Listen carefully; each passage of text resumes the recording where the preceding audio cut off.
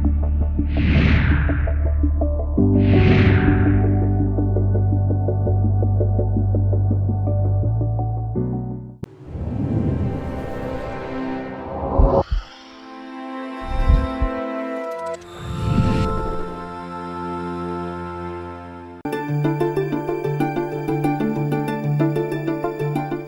terms of understanding of application of personalised healthcare by physicians and those in the broader healthcare system, what do you see as some of the challenges there?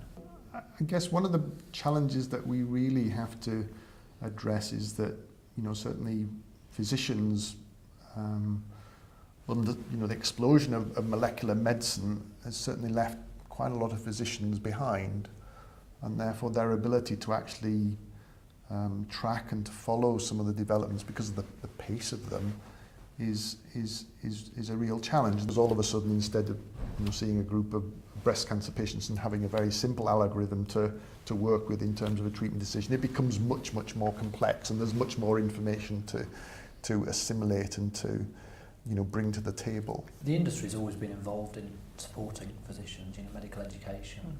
What kind of level of understanding of personalised healthcare do you see in your interaction?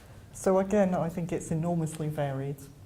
So when we work with academic or medical centres, of course they're usually ahead of what we know.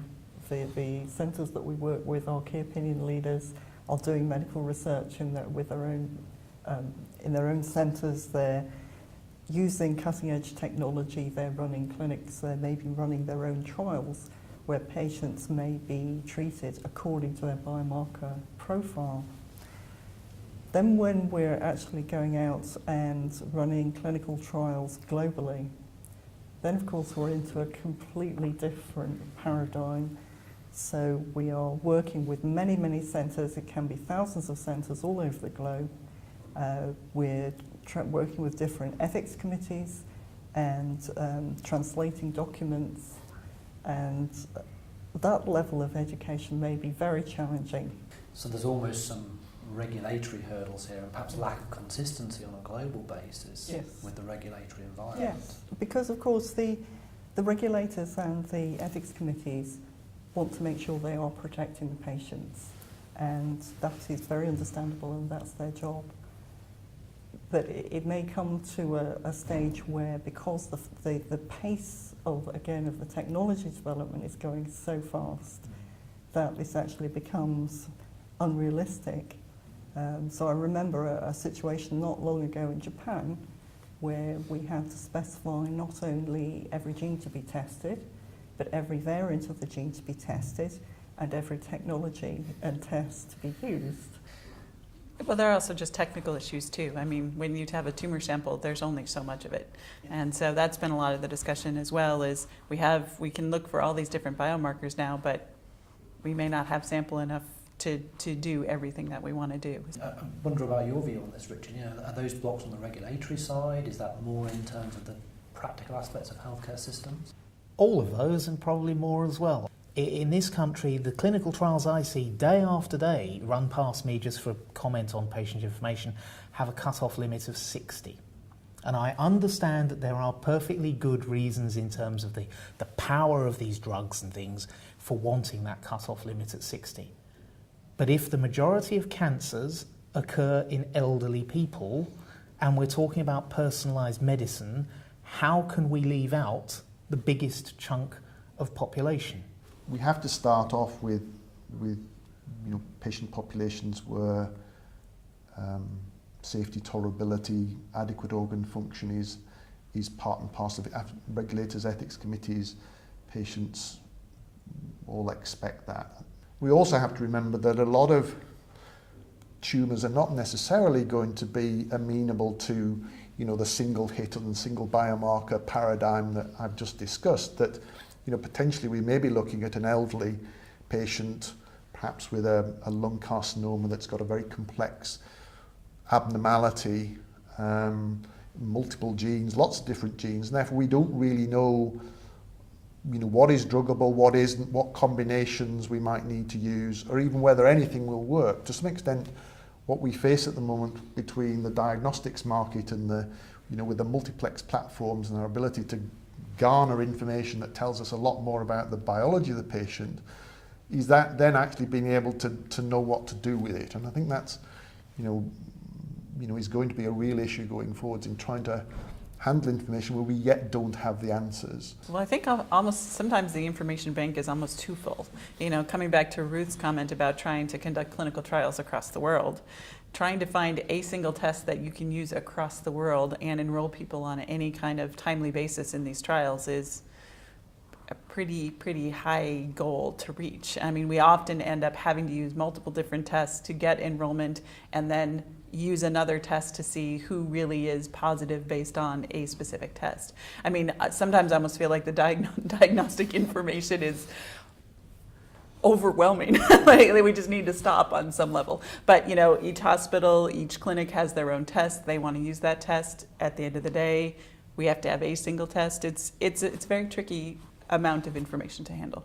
How robust are those tests between themselves? Are they consistent in their results? Really good question. I mean, even in the United States, we have this sort of bizarre two-tiered structure for regulating diagnostics.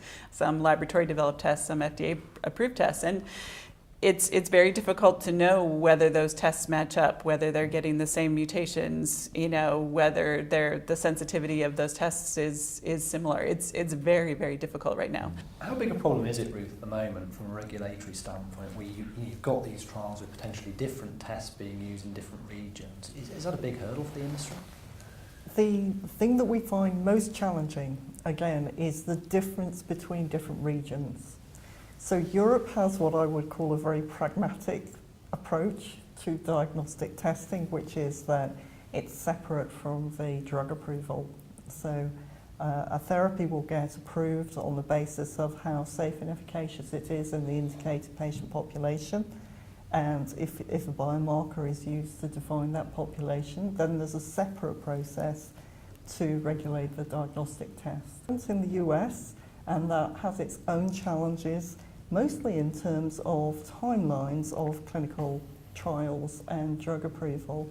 So again, it's all done for the best of intent, and in some cases it can work really well, where the marker for the diagnostic is so obvious that it's known right from the first phase of drug development.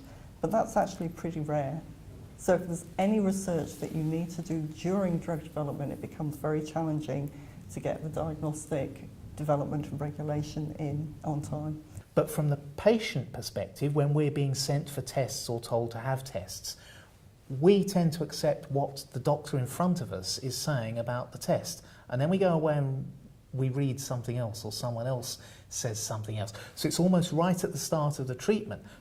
If we're doing personalised medicine, how can we have faith in the personalised medicine if we start to doubt the test itself that's producing this result? Personally, as a cancer patient trying to work in cancer research, more research into accuracy of diagnostics is one really key area. And it gets more complex still. I talked earlier about this business of patients being on a cancer journey. I see patients obviously at the phase 1 level when they've already had multiple treatments. Clearly the tumour tissue, the tumour that I'm dealing with, as I say to patients, is a completely different beast from what you started with. It's a subdivision of what you had to start with. It's now gone through metastasis, it's now become multi-drug resistant. And actually what I'm looking back at is your original biopsy, because that's the material I've got in the laboratory I can look at. So really we have to sort of say to patients much more regularly now, look, I know that it seems to you that this is a bit of a step to take, but we actually need some more tissue out of you, or we need to go after that particular piece of tumour so we can actually identify what your tumour looks like now. We can't rely upon historical data, and that again is both sometimes an ethical and a practical challenge. As you've said, but didn't use the word, cancers evolve.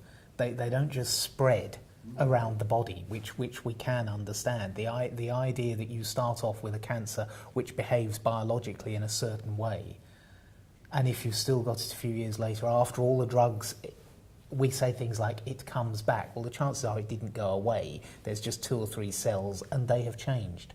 And what you're actually fighting is we might still call it a metastatic disease from the first cancer, but actually biologically it's different, it's completely different. And it may well be, of course, completely and utterly personal to you, which is where the personalised medicine thing will then fall down, because you are the first person. We need to think about the disease in a much more longitudinal way, and we need to think about tests in a much more longitudinal way, and think about the practicalities of how we do biomarkers in that longitudinal journey, the cancer journey that patients have. So that brings up a very interesting point, which goes, we were talking about, are we simply going to smaller and smaller populations, and what about the patients, if you like, who get left behind, and then there isn't a treatment for their particular cancer. So we are just now starting to see the new generation of drugs which have been designed from the understanding of these resistance mechanisms. So from the biomarker research, from the original medicines, then you can see how the biomarkers change as tumours do become resistant, and then you can start to design drugs from the start to address those resistance mechanisms. And these drugs are very early in the clinic, but they're starting to come through now.